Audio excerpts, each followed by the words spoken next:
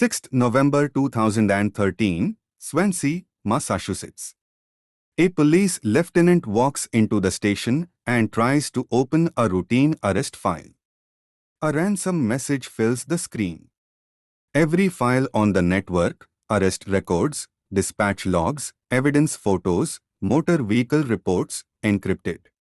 A countdown clock ticks in the corner. They call the FBI. They call the state police. They call a private forensics firm. Each one runs their best tools against the encryption. Each one comes back with the same answer. Unbreakable. The countdown keeps ticking. 4 days later, the police department of a small American town does what police departments are not supposed to do. They pay $750 in Bitcoin to a wallet they cannot trace, controlled by a person they cannot identify in a country they cannot reach. The institution that arrests criminals just paid one. 11 years later, the man who took their money is still free. His bounty is still active. His most wanted poster is still up. So, what does it take to defeat the most powerful law enforcement agency on earth? Not for a week, not for a year, but for over a decade. And who does it? Pittsburgh, 2009. FBI Special Agent Keith Malersky opens an investigation into a wave of bank fraud he doesn't fully understand yet. Malersky is former counterintelligence, a man who once infiltrated the world's largest carding firm by posing as a Polish administrator called Master Splinter. He ran that firm undercover for 2 years. Watched criminals confess their methods in real time, never suspecting the admin taking their confessions was FBI. He has spent his entire career living inside the cybercrime underground. Now something new is crossing his desk as across the eastern United States are losing money overnight. Wire transfers they never authorized, draining accounts between midnight and dawn. A Pennsylvania charity watches $700,000 disappear in a single transaction. Money earmarked for community programs, gone before anyone unlocks the office door Monday morning. A trucking company loses its entire weekly payroll. Drivers show up expecting paychecks. The accounts are empty. Their families don't eat that week. At first, Malersky's team thinks they're looking at isolated incidents. Then the case files start stacking up. Dozens of victims, then hundreds. The pattern is always the same. Every theft passes through money mules. Unwitting Americans recruited by fake job postings promising easy money for payment processing. They receive the stolen funds into personal accounts, keep a small percentage, then wire the remainder to Eastern Europe. By the time the victim bank notices the fraud, the money has crossed 3 borders. It's in Ukraine. It's dust. The trail leads Malersky to a piece of malware called Zeus. A keylogger that records every password, every bank login, every keystroke typed on an infected computer. Zeus captures credentials silently and transmits them to whoever deployed it. But Zeus is just a tool sold on underground forums to anyone with a few thousand. Hundreds of criminals across the world use different versions of it. The FBI isn't hunting one person. They're hunting an entire customer base. Then one handle keeps surfacing on the most exclusive invitation-only Russian language forums. Lucky 1 2 3 4 5, also known as Slavic, also polling soon. He doesn't use Zeus. He didn't buy it from someone else. He wrote it every line of code. Built the architecture, designed the distribution method. By 25, he's already a celebrity in the Russian-speaking cybercrime underground. the architect behind the most effective banking Trojan ever created. Here's what you need to understand about Slavik. He didn't come from Moscow's tech elite. He came from Anipa, a sleepy resort town on the Black Sea where the main industries are tourism and fishing. No venture capital scene, no tech incubator, just a kid with a computer and a conviction that the legitimate world would never reward what he could do.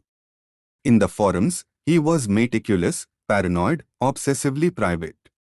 He never bragged about lifestyle, never flashed money. He talked only about the code. Other hackers sold sloppy kits for quick cash, Slavik engineered systems. He saw banking infrastructure the way an architect sees a building. Every load-bearing wall, every structural weakness, every point where pressure could bring the whole thing down. Then the architect does something Malersky didn't predict. Around 2011, he stops selling, pulls Zeus from the open market entirely, vanishes from the forums where he once held court. He is building something new, something he will never sell, never share with outsiders, something exclusively for himself and a hand-picked inner circle of elite criminals he calls the business club. The new tool is Game Over Zeus.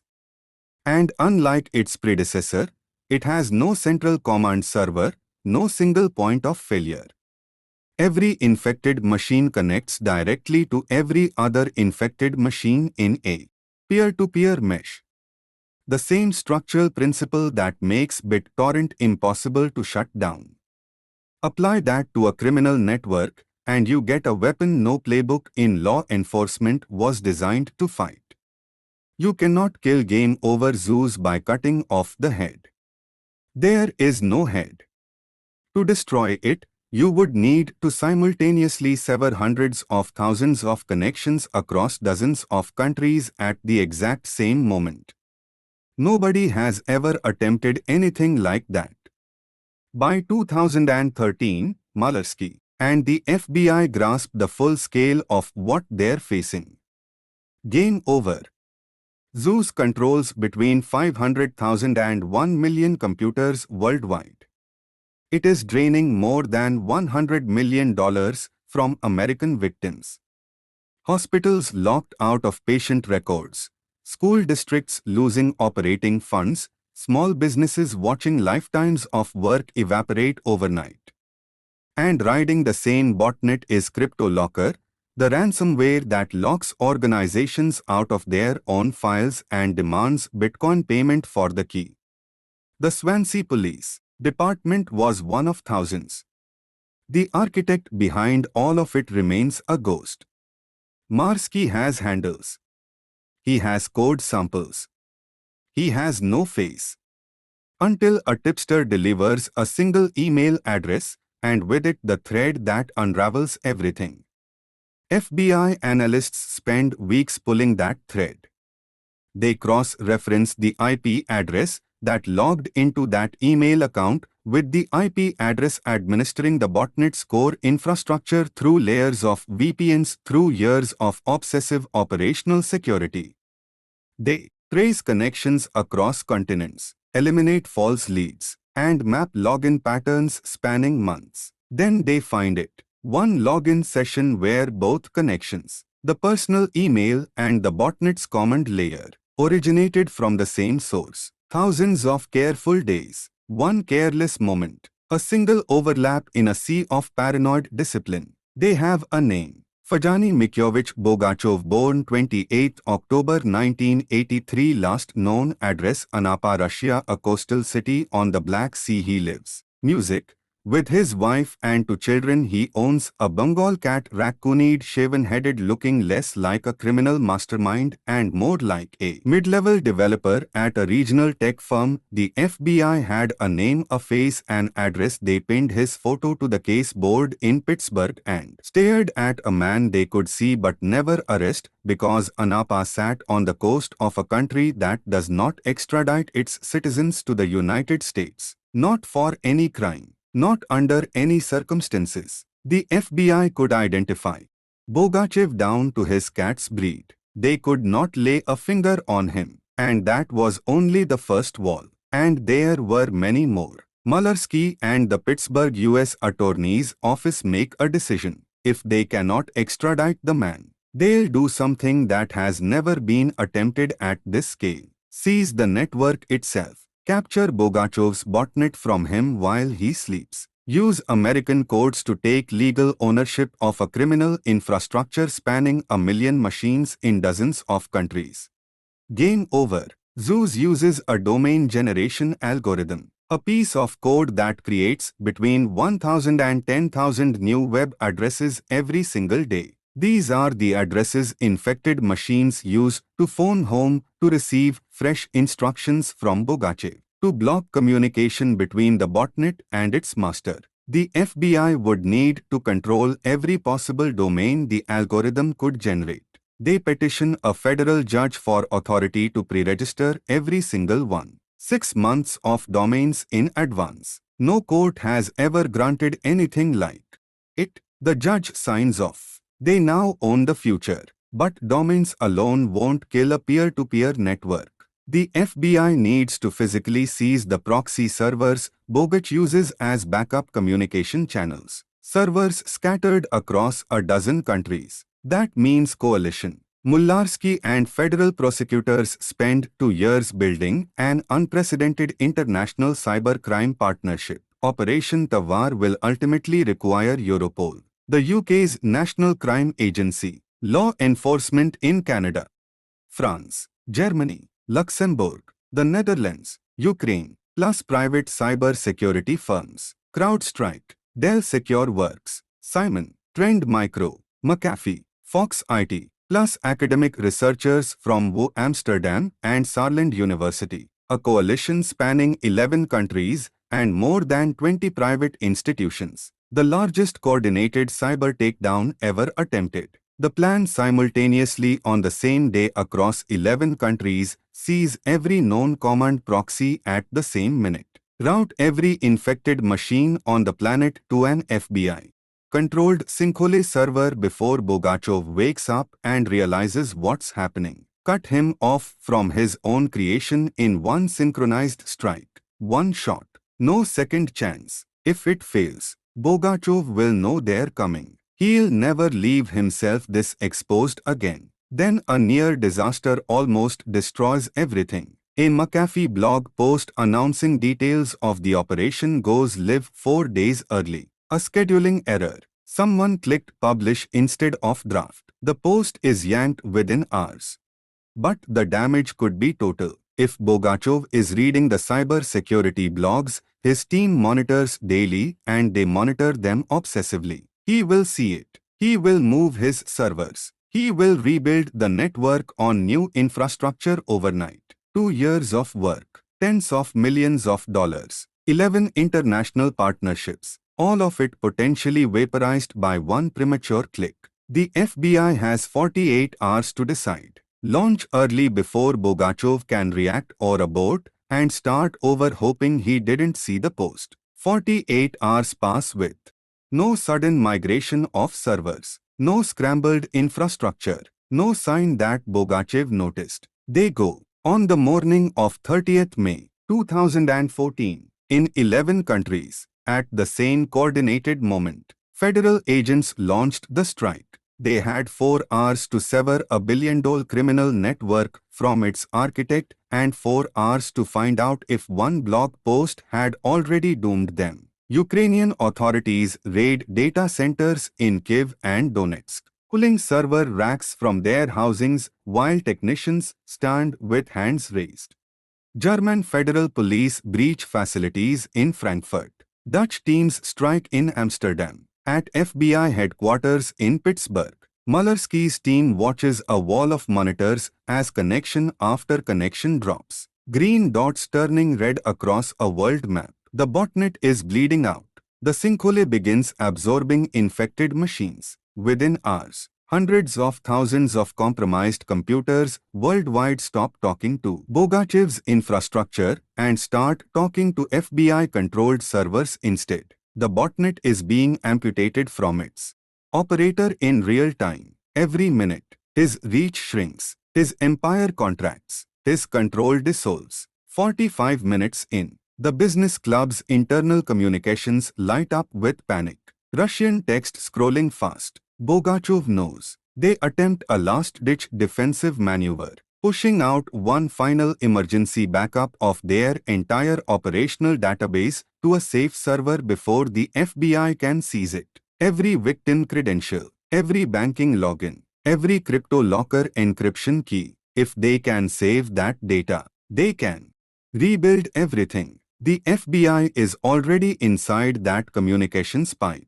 They intercept the backup mid-flight, snatch it from the wire before it reaches its destination. In that single interception, they recover Bogachev's complete victim database, including the crypto locker decryption keys. Hundreds of thousands of crypto locker victims who lost family photos, medical records, years of irreplaceable data will eventually be able to recover their files for free through a tool the FBI's partners build on top of that haul. But that wasn't all. By Sunday, 1st June, Operation Tower is complete. Game Over Zeus is severed from its architect. The Department of Justice unseals a 14-count federal indictment against Evgeniy Bogachev. Pittsburgh holds a press conference. The U.S. Attorney's Office calls it the most decisive cybercrime operation they've ever executed. International headlines echo the triumph. For 5 weeks, the world believes it worked. Then, in early July, the cybersecurity firm Malware flags something circulating in the wild. A new piece of malware spreading through email attachments. They reverse engineer it, examine the code structure, compare it against known samples. 90% of the code is identical to Game Over Zeus. Bogachev is back, operating from the same address in Anapa with new architecture, rebuilding what the FBI just spent 2 years destroying. He'd watched them kill his network. He'd lost his database. And within 5 weeks, he was operational again. Same apartment, same coast, same man. The agents who would spend 2 years building Operation Tower watched new infection dots bloom across the same map they'd just cleared. 11 countries, 2 years of preparation, tens of millions of dollars. And it bought the FBI 35 days.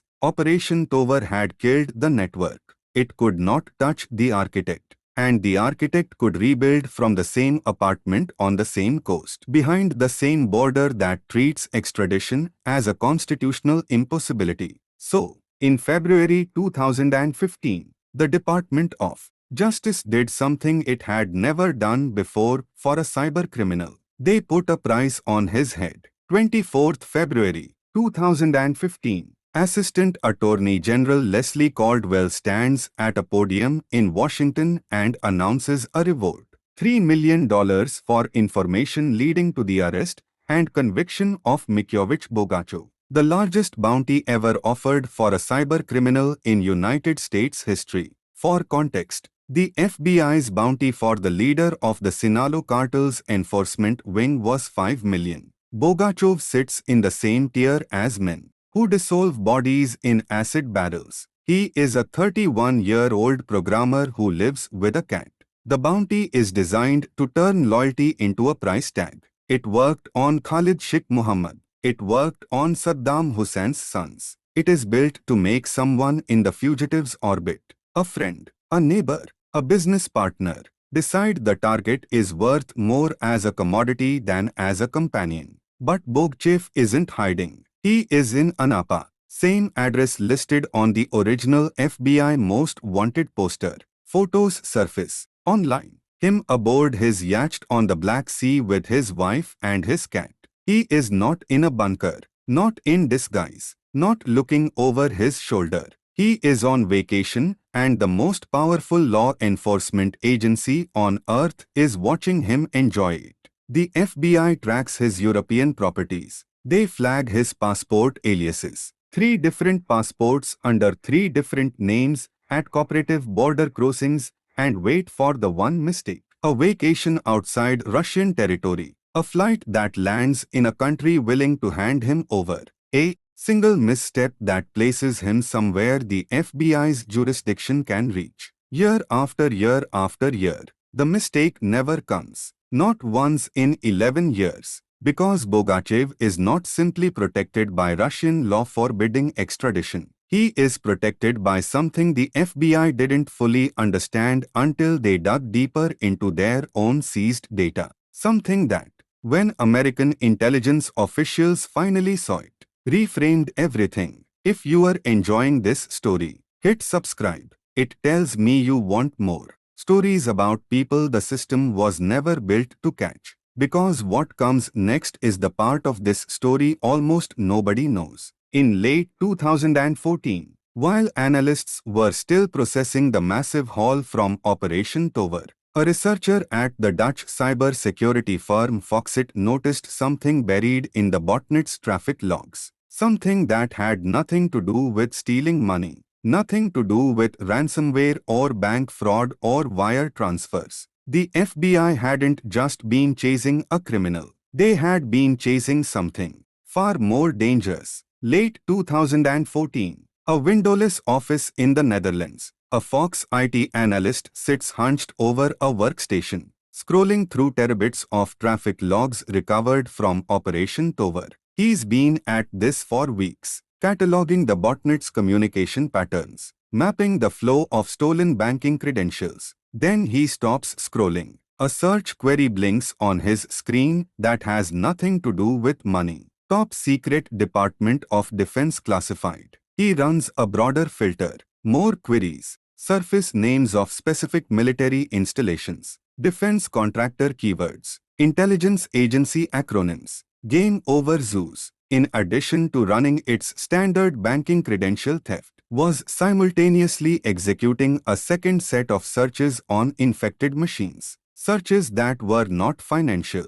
The botnet wasn't just stealing money. It was hunting intelligence on hundreds of thousands of infected computers worldwide, including computers inside the United States government. The analyst flags his supervisor.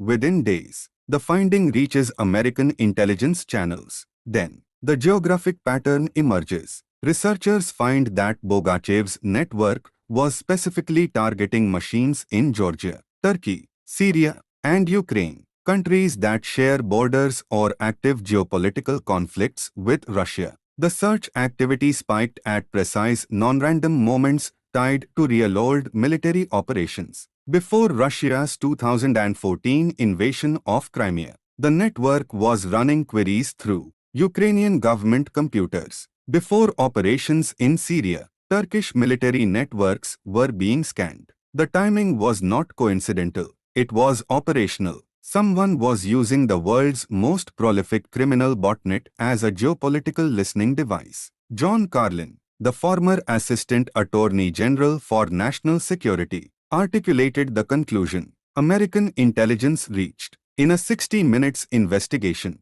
he confirmed what the data proved. Bogachev's botnet was being used by Russian intelligence as a passive distributed espionage platform. The same infected machines that stole money from American small businesses were simultaneously functioning as listening posts for Moscow. A dossier compiled by the Ukrainian Interior Ministry and shared with the FBI states it directly. Bogachev works under the supervision of a special unit of the FSB. He wasn't a fugitive being sheltered as a diplomatic courtesy. He was a resource being protected because he was operationally necessary.